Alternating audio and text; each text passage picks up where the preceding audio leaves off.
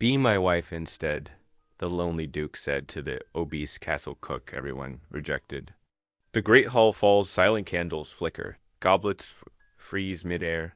The cook, mocked and laughed at for years, stands trembling as every noble eye burns with scorn, and then the Duke rises.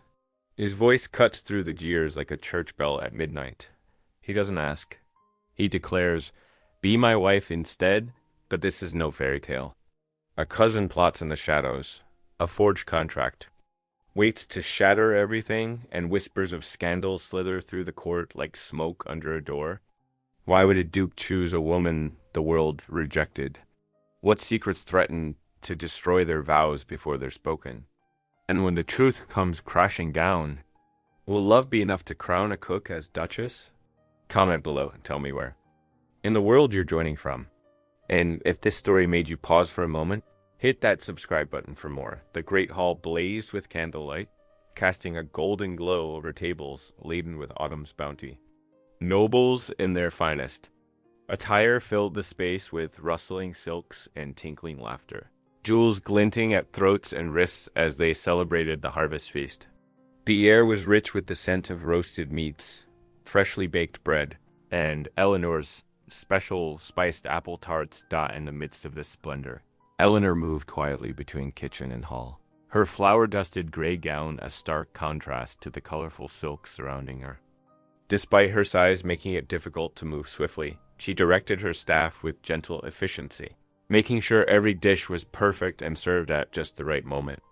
Her round face was flushed from the kitchen's heat, wisps of dark hair escaping her simple cap as she supervised the placement of another course. "I must check the venison sauce," she murmured to herself, pausing briefly to straighten a footman's serving tray. The kitchen was her sanctuary, but duty required her presence in the great hall to ensure everything ran smoothly. "Lady," Isolde's voice cut through the pleasant dinner chatter like a knife. "Oh, look who ventures from her domain." She gestured toward Eleanor with her wineglass, her lips curved in a cruel smile. "Our cook seems to think herself fit for noble company." Eleanor kept her eyes lowered, focusing on adjusting a platter of roasted pheasant. Her hands trembled slightly, but she forced them steady. "Indeed," another lady tittered, her voice carrying across the hall, "though I dareselt she'd have trouble finding any company at all, given her substantial presence." Laughter rippled through the gathering. Eleanor's cheeks burned, but she maintained her composure, years of practice helping her keep her face carefully blank. Lady Isolde rose slightly from her seat, ensuring all could hear her next barb. "I dare say no man would ever take her hand." Why? She'd likely crush him. This drew even louder laughter from the assembled guests. Eleanor swallowed hard against the lump in her throat. The mockery was nothing new. She'd heard such words since childhood, but it still stung. She straightened her spine and tried to retreat quietly toward the kitchen's safety. "And that dress?" Lady Isolde continued, emboldened by her audience's response. "Though I suppose it's fitting. Flower dust suits a kitchen maid who should know her proper place." More laughter followed, but it died suddenly as a chair scraped sharply against the stone floor. Duke Alaric rose to his full height, his stern presence commanding immediate attention. The great hall fell into a silence so complete that Eleanor could hear the crackling of the hearth fires. His dark eyes swept across the gathering, and Eleanor found herself frozen in place, caught between flight and the magnetic pull of his authoritative presence. The Duke's gaze finally settled on her, and though she knew she should look away, a mere cook had no right to meet a Duke's eyes. She found herself unable to move. "Your Grace," Lady Isolde began, perhaps sensing she had gone too far. But Alaric silenced her with a mere look. The Duke stood straight and tall, his broad shoulders set with tension, his handsome face severe as he surveyed his guests. When he spoke, his voice was low but carried clearly through the hushed hall. "I find myself disappointed this evening." Eleanor's heart thundered in her chest as she stood rooted to the spot, acutely aware of every eye in the room shifting between her and the Duke. She clutched her hands together, fighting the urge to flee to her kitchen sanctuary. The weight of the moment pressed down on her like a physical thing, making it hard to breathe in her already tight bodice. Duke Alaric's presence seemed to fill the entire hall as he continued to hold her gaze. His expression unreadable but intense.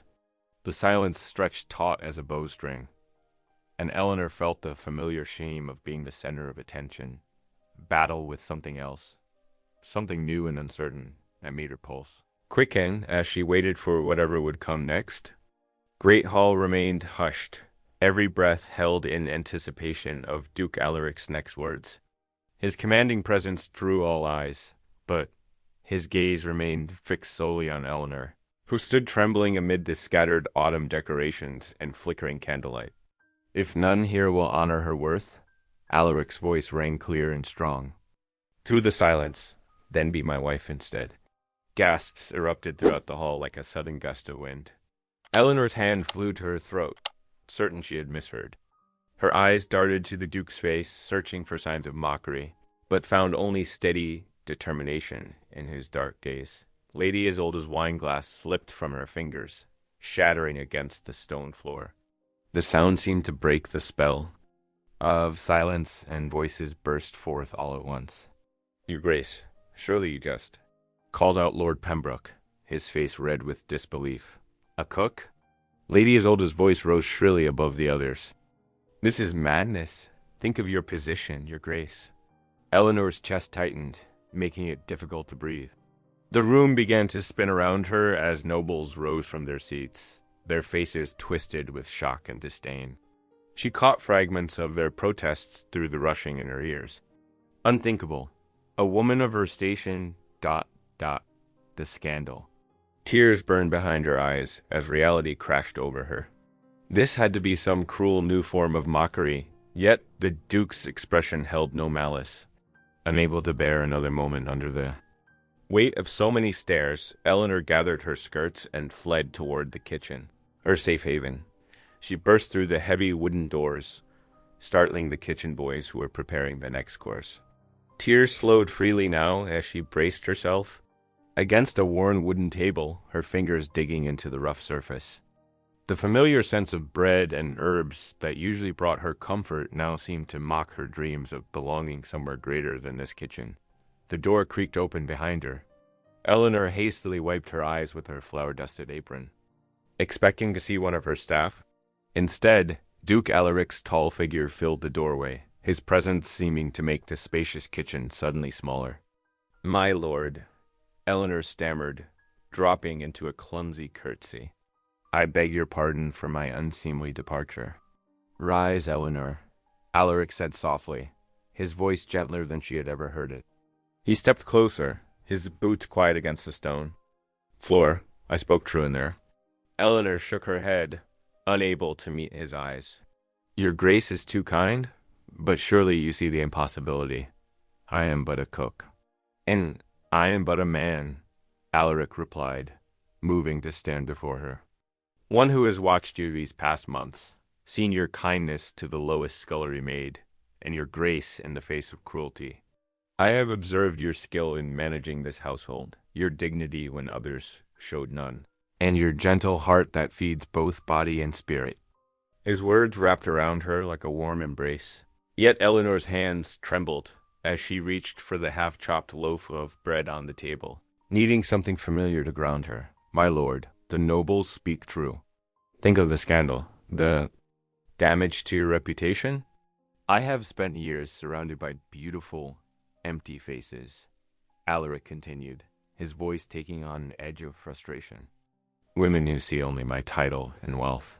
Yet here you are, caring more for others' comfort than your own advancement.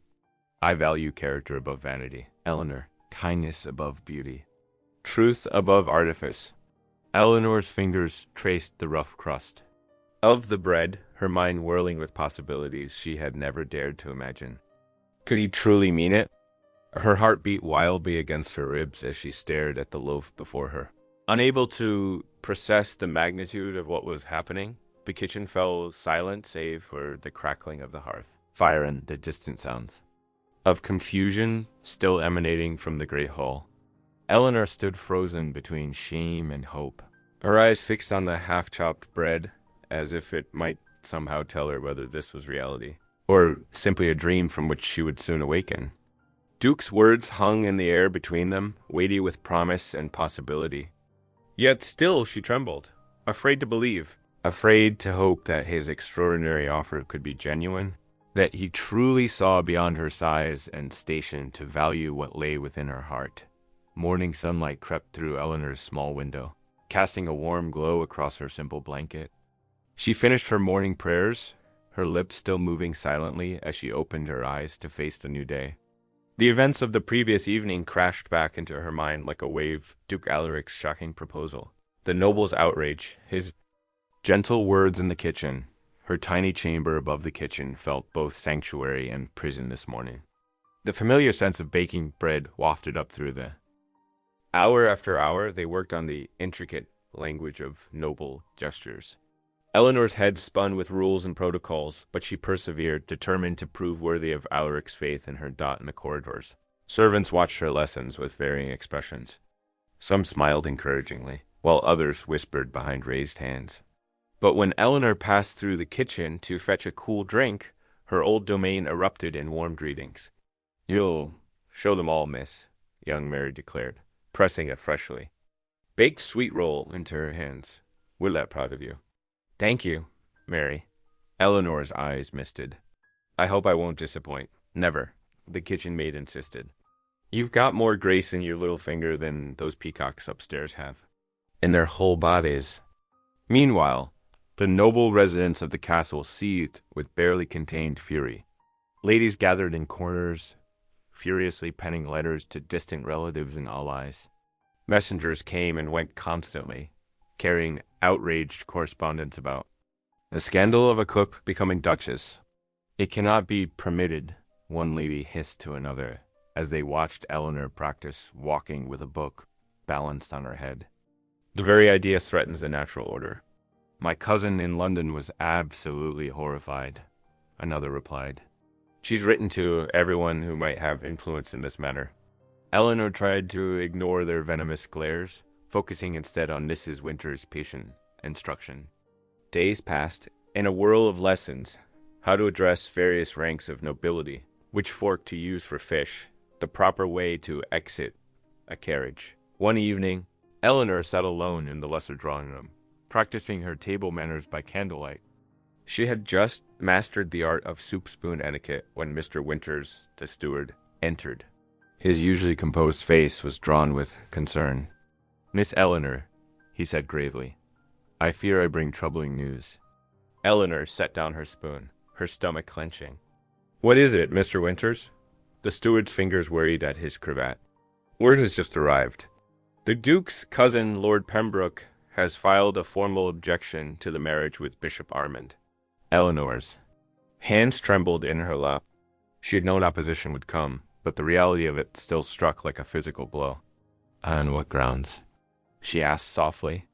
"He claims," Mr. Winters said carefully, "that such a marriage would bring dishonor to the dukedom and upset the proper order of society."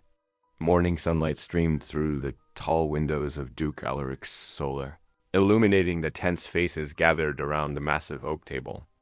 Lord Benedict stood at the far end, his elegant fingers splayed on the polished surface as he leaned forward, voice sharp with controlled fury. "This marriage cannot proceed," he declared. "It brings dishonor to centuries of noble blood." "A common cook ascending to duchess? The very notion mocks our heritage." Eleanor sat quietly beside Alaric, her hands folded in her lap to hide their trembling. The assembled priests shifted uncomfortably in their chairs, their expressions caught between sympathy and uncertainty. "The scandal would echo through every noble house in the realm," Benedict continued, pacing now. "Our allies would withdraw their support. Trade agreements would crumble. All because of this inappropriate attachment." Father Matthews, the eldest priest present, cleared his throat. "Erase," he addressed Alaric. "While the Church recognizes the sanctity of true affection, we must consider the wider implications. I have considered everything." Alaric cut in, his voice steady and powerful. He rose from his chair, drawing. All eyes. I choose Eleanor not for her birth, but for her character. Before this council and God himself, I swear my loyalty to her.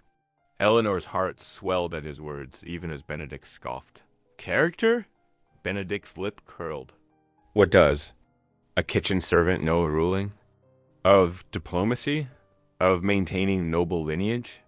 More than you might think, cousin. Alaric's tone carried steel beneath its calm surface. I have watched Eleanor manage disputes among servants with more wisdom than many noble judges. She runs the kitchen with efficiency that would shame a general, and her compassion. He paused, his eyes softening as he looked at Eleanor. Her compassion shames us all. As if to prove his point, a commotion erupted outside the solar. Raised voices carried through the heavy door, and a moment later, the steward entered, leading a sobbing young scullery maid and an outraged noblewoman. Begging your pardon, your grace, the steward said, but Lady Ashworth insists her silver. Brooch was stolen by Mary here? The scullery maid, barely 14 years old, shook her head frantically. I never, my lord. I only cleaned the lady's chamber, as ordered. The brooch was there this morning, Lady Ashworth declared. And now it's gone. This girl was the only one who entered my rooms. Eleanor rose slowly, her natural dignity showing. True despite her simple dress. If I may, your grace. At Alaric's nod, she approached the weeping girl. Mary, look at me, child. Did you take the brooch? No, miss. Mary's tear-streaked face lifted. I swear on my mother's grave. Eleanor turned to Lady Ashworth. The value of the brooch, my lady? 5 silver pieces, the noblewoman sniffed. A family heirloom. Eleanor reached into her pocket, withdrawing a small purse.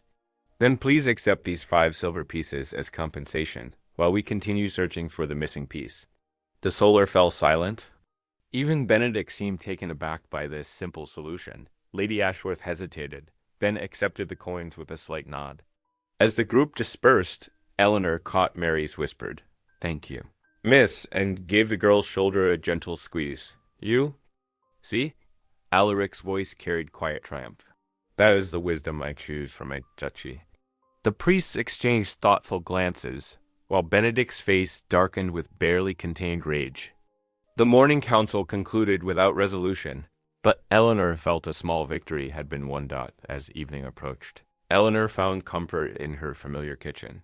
Preparing the evening meal despite protests that such work was now beneath her, the rhythm of chopping vegetables and tending pots helped calm her troubled thoughts. The kitchen door burst open, admitting a breathless messenger boy. His face was flushed from running, and he clutched a sealed letter in his hand. For his grace, the boy gasped. From Lord Benedict. Most urgent, he says. Eleanor dried her hands on her apron and accepted the letter. The seal bore Benedict's crest, and something about its weight made her stomach clench with anxiety. When Alaric broke the seal minutes later, his face grew grave. Benedict claims, he said slowly, to possess proof that I am already bound by contract to another noblewoman. His eyes met Eleanor's across the document. He demands an immediate audience to present his evidence. Eleanor's fingers gripped the edge of the kitchen table, her world threatening to spin out of control. All her fears of being unworthy crashed, back like a wave, threatening to drown her newfound hopes. Morning mist clung to the castle grounds as Eleanor made her way through the quiet corridors. Benedict's letter clutched in her trembling hands. Her footsteps echoed against the stone floors, each step bringing her closer to what might be the end of her dreams. She found Duke Alaric in his study, already awake and bent over correspondence. He looked up as she entered, his face softening at the sight of her. Good morrow, Eleanor, your grace. She curtsied, still uncertain of their proper forms despite their engagement. I thought you should see this immediately. She extended the letter, watching as he broke the seal. Together they leaned over his desk, reading Benedict's elaborate claims. The contract, dated 3 years prior, supposedly bound Alaric to Lady Victoria Blackwood of the northern counties. The document bore what appeared to be both family seals and signatures. This is impossible, Alaric muttered, running his fingers over the parchment. I never signed such a contract. Eleanor's heart ached at the furrow in his brow. But the seal could be forged. He straightened, pacing before the window. Benedict had access to my father's seal collection. He would know how to duplicate them. Hope flickered in Eleanor's chest, but worry still gnawed at her. If he presents this to the council, they will have to investigate. Alaric's voice was grim. Such accusations cannot be ignored, even if false. The morning passed in a blur of meetings and whispered conversations. By late afternoon, Eleanor felt suffocated by the walls of the castle. She slipped out to the gardens, finding solace among the late autumn roses as dusk painted the sky in soft purples. She heard familiar footsteps on the gravel path. Alaric approached, his formal jacket discarded, looking more man than duke in the fading light. "I thought I might find you here," he said softly. Settling beside her on a stone bench, they sat in comfortable silence, watching shadows lengthen across the carefully tended beds. A cool breeze carried the scent of roses and approaching winter. "I fear sometimes," Alaric spoke suddenly, "that I am being selfish in asking you to share my life." His voice caught. "After losing Margaret and our little Thomas to the fever, I thought I would never want to risk my heart again." Eleanor's hand moved of its own accord, covering his where it rested on the bench. "Tell me about them." Margaret was sunshine itself, always laughing, even at court functions that bored her senseless. A sad smile touched his lips, and Thomas had her spirit. He was only 4, but already charging about on his wooden horse, declaring he would be the greatest knight in the realm. Tears pricked Eleanor's eyes. They sound wonderful. They were. He turned his hand, fingers threading through hers. "When they died, I withdrew from everything. But watching you these past months, your kindness to the servants, your quiet strength, you awakened something I thought long dead." Eleanor's chest tightened with emotion. "I never thought I would belong anywhere," she confessed. "In service since I was 12, always too large, too plain. I prayed every night for God to show me my place in his world. And now?" Alaric's voice was barely a whisper. She met his gaze in the gathering darkness. "Now I dare to hope I found it." He leaned closer, one hand rising to cup her cheek. Eleanor's heart thundered as she felt his breath against her lips. At the last moment, propriety reasserted itself. They drew back simultaneously, though their hands remained clasped. "We should return inside," Alaric said reluctantly. "The evening grows cold." Eleanor nodded, rising with him. They walked back to the castle in companionable silence, each lost in thoughts of what almost was. Hours later, Eleanor lay in her bed above the kitchen, sleep eluding her. A soft knock startled her fully awake. Opening her door, she found Mary, the young scullery maid, clutching a bundle of papers to her chest. "Miss," Mary whispered urgently. "I mean, my lady, I found these while cleaning Lord Benedict's chamber." Her hands shook as she offered the parchments. He had them hidden behind a loose stone in the fireplace. "I thought ... after your kindness yesterday." Eleanor quickly ushered the girl inside, closing the door quietly behind them. Her heart raced as she examined Mary's discovery by candlelight, understanding dawning as she read. Eleanor's small chamber flickered with candlelight as she and Mary huddled over the scattered parchments. The girl's discovery proved more damning with each page they examined. Draft after draft showed Benedict's distinctive slanted writing, practicing the signatures and planning the false contract's wording. "Look here, miss," Mary whispered, pointing to crossed-out lines. He tried different dates before settling on 3 years past. Eleanor's hands trembled as she sorted through the evidence. Some pages bore ink blots where Benedict had pressed too hard. Others showed multiple attempts at copying Alaric's signature.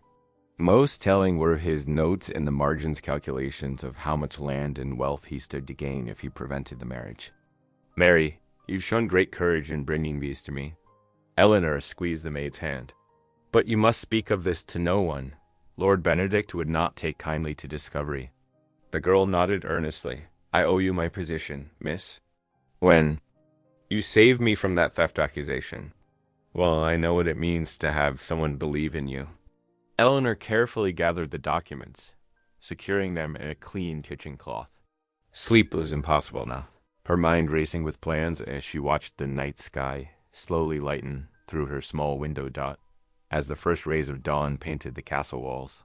Eleanor made her way to Alaric's study. She found him already at his desk, looking weary but alert. His eyes widened at her early arrival. "Eleanor, what brings you at this hour?" She placed the bundle on his desk, hand steady despite her racing heart. "Evidence of your cousin's deception, Your Grace." Alaric's expression darkened as he examined the drafts. His fingers traced Benedict's distinctive writing, jaw tightening at the marginal notes revealing his cousin's greed. When he looked up, his eyes held a mix of anger and pride. "You have uncovered what my own investigators could not." He rose, coming around the desk to stand before her. "Your loyalty, your courage in bringing this forward, His voice softened. "I find myself more certain than ever of my choice." Eleanor felt warmth bloom in her chest at his words. Together, they formed a plan to reveal Benedict's treachery after Sunday Mass. When the bishop would be present to witness all, the morning bells rang clear across the castle grounds as nobles and servants alike made their way to the chapel. Eleanor walked beside Alaric, conscious of every whisper, every sidelong glance. Her simple but well-made dress marked her as neither quite noble nor servant. Catching in the morning light as she moved, inside the chapel, the air hung heavy with incense and judgment. Eleanor felt the weight of dozens of eyes upon her as she took her place beside Alaric in the Duke's pew. The familiar rhythms of the service washed over her prayers, the sacred words that had always brought her comfort, but today, she struggled to focus, knowing what was to come. Benedict sat several rows behind them, his presence like a shadow at her back.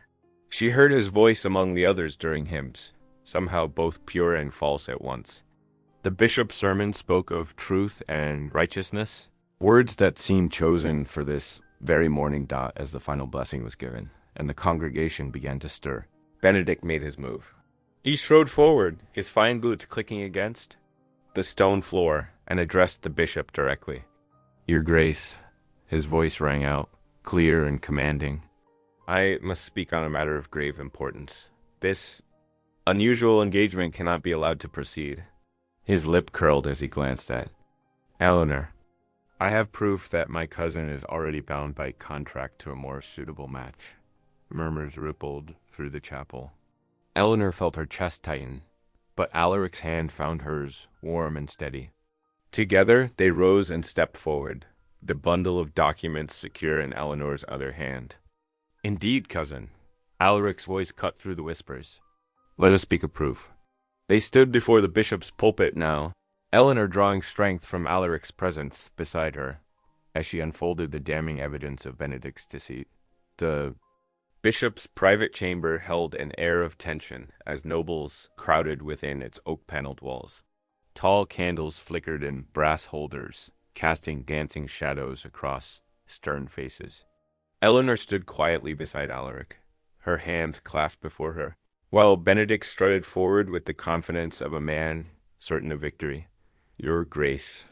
Benedict bowed to the bishop with exaggerated courtesy. "I present this contract of betrothal, signed and witnessed 3 years past." He unfurled a pristine parchment with a flourish. "My cousin is bound by blood and law to Lady Henrietta Blackamoor." The document looked impressive, its seal gleaming red in the candlelight. Benedict's lips curved in a satisfied smirk as he added, "Surely we cannot allow a mere kitchen-born woman to interfere with such a sacred arrangement." Eleanor felt the sting of his words but kept her face carefully composed. Years of managing a busy kitchen had taught her patience under pressure. She watched as the bishop adjusted his spectacles, examining the contract with careful attention. "Most irregular," Bishop Armand murmured, running a finger along the signatures. "Duke Alaric, what say you to this claim?" Alaric stepped forward, his bearing regal yet restrained. "I say, Your Grace, that this document is a forgery, crafted by my cousin's own hand." He gestured to Eleanor, who presented the bundle of draft papers with steady hands. "These were discovered hidden in Lord Benedict's chambers. Eleanor spoke softly but clearly. A brave, scullery maid found them while cleaning. She brought them to me, knowing the truth must be revealed. The bishop's eyebrows rose as he compared the documents. Benedict's face reddened as page after page exposed his careful practice of signatures, his calculated adjustments to dates and terms.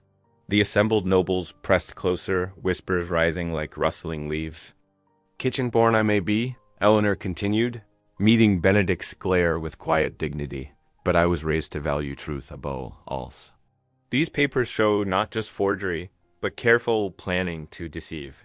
Several of the nobles who had previously scorned Eleanor now regarded her with new interest.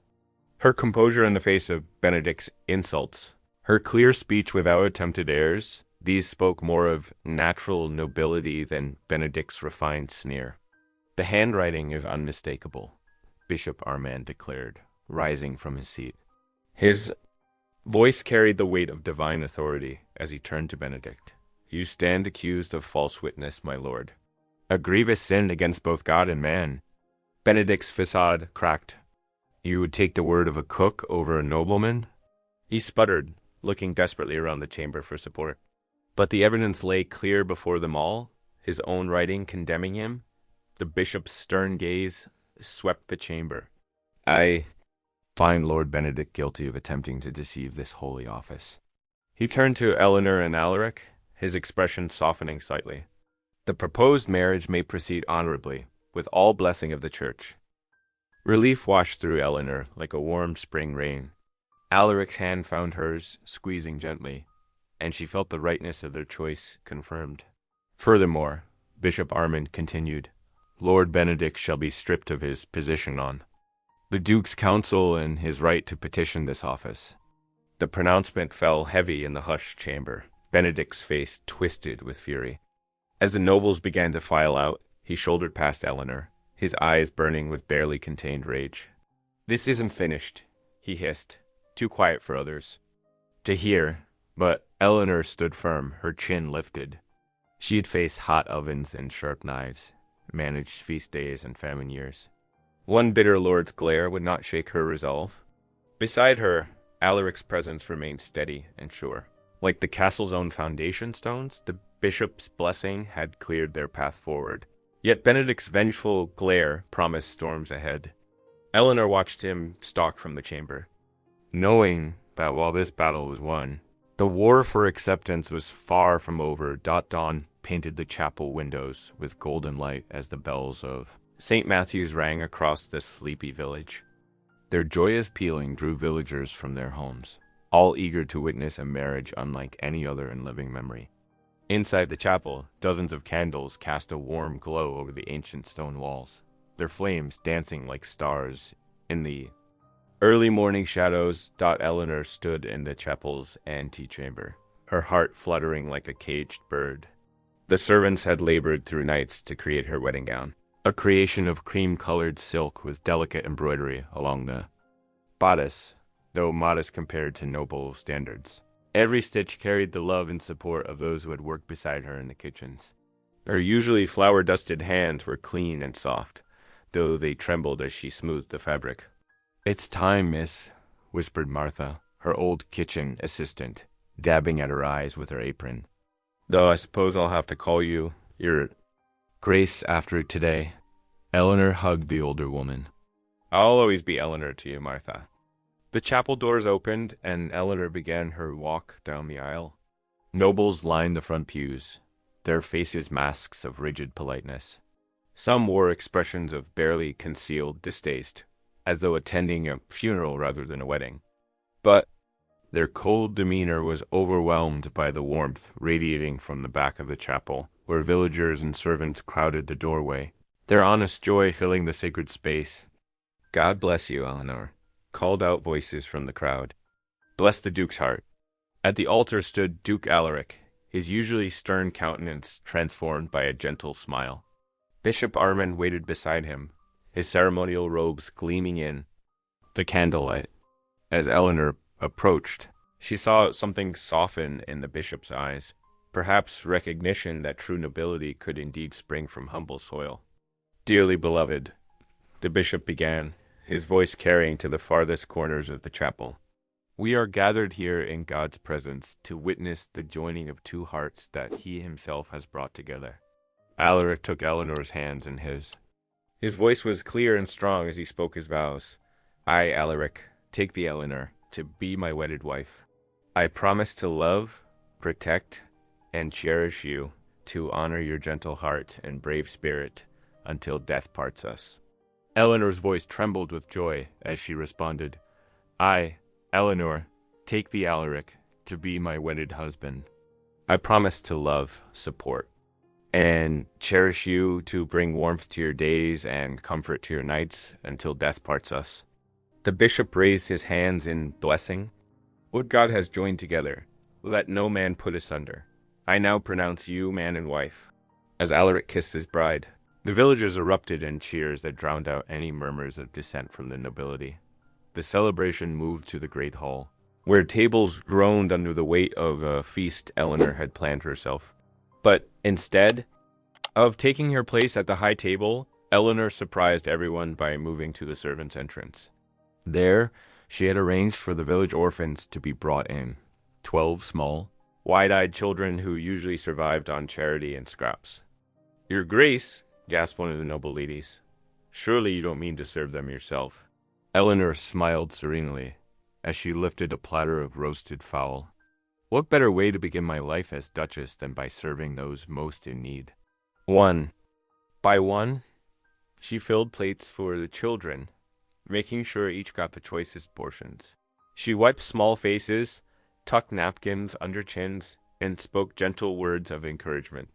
The noble guests watched in stunned silence as this unprecedented scene unfolded before them. "Look how she cares for them," whispered one village woman loudly enough to be heard. "Like a mother to us all." "A true duchess," agreed another. "One of the heart, not just the title." The children's laughter rang through the hall, mixing with the approving murmurs of the common folk. Even some of the nobles began to nod thoughtfully. Seeing perhaps for the first time the true meaning of nobility, Eleanor returned to Alaric's side, her face glowing with happiness. He took her hand and raised it to his lips, pride shining in his eyes. Together they watched as their guests, noble and common alike, shared in the feast. The rigid barriers of rank softening in the warmth of celebration winter had draped. The castle in pristine white, transforming the courtyard into a wonderland of sparkling snow. Eleanor and Alaric walked arm in arm through the crystalline morning, their boots crunching softly on the fresh powder. Steam rose from their breath as they discussed the changes that had swept through their domain like a warm spring breeze. "The messengers say Benedict's attempts to rally support have failed," Alaric said, his voice carrying satisfaction. "The villagers' loyalty has proven stronger than his schemes." Eleanor nodded, watching a group of kitchen boys building a snowman near the well. "They know now that justice lives in these walls again. Listen to the laughter. When was the last time you heard such joy here?" Indeed, the castle had transformed. Warm fires burned in every hearth, chasing away both winter's chill and old shadows. Servants moved with lighter steps, and even the guards smiled more freely. During council meetings, Eleanor now sat beside her husband, her gentle wisdom tempering harsh judgments with mercy. When a tenant farmer couldn't pay his dues because of illness, she had suggested allowing him to work in the castle gardens instead, earning both his rent and his dignity. That evening, in their private chamber where firelight painted the walls in amber hues, Alaric took Eleanor's hands in his.